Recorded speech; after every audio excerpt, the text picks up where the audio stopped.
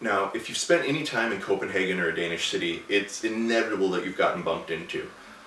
Now, a lot of people comment and they observe that the Danes were really rude. They didn't apologize. They didn't seem apologetic in any way, shape, or form. They just kind of shouldered through the person, and that was the end of it. That seems particularly rude if you're from a country like the US, where we have a lot of, oh, hello, thank you, please, yes, sorry, ooh, excuse me, thank you, excuse me, sorry, please, oh. That's not how it works here. It's not how it works within the Nordic countries. And when you understand the difference in mentality and cultural approach, that lack of apology seems, it seems much less rude, I think. Which isn't to say that it's not appreciated when you do apologize if you bump into someone, but it's not as rude as perhaps you might think. So the mentality within the Nordics in general is it's much more to the point. It's much more direct. It's don't waste my time. And so what happens is, in a situation like that, there's an assumption that you're both civilized people. You're obviously both deeply apologetic that you bumped into each other. It was an accident.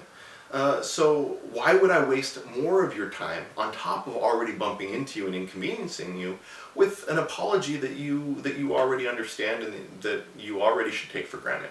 And that's the key difference. So what's happening is it's not an intentional shouldering. I mean, they're not pretending and practicing to be football players. It's just legitimately that they don't want you to waste their time with an unnecessary and an implied apology, and the same in reverse. And I find that understanding that and appreciating that and realizing that makes a big difference in it just, I guess, how it feels and relating to that.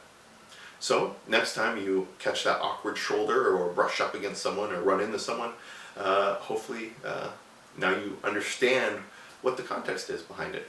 Thank you so much for tuning in. I'm thrilled that you made it this far into the video.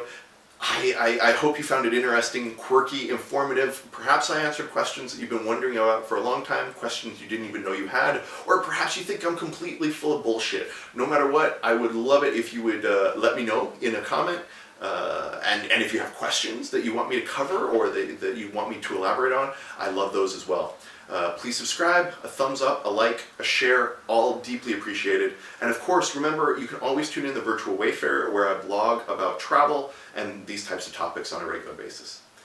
Thank you, open roads, safe travels.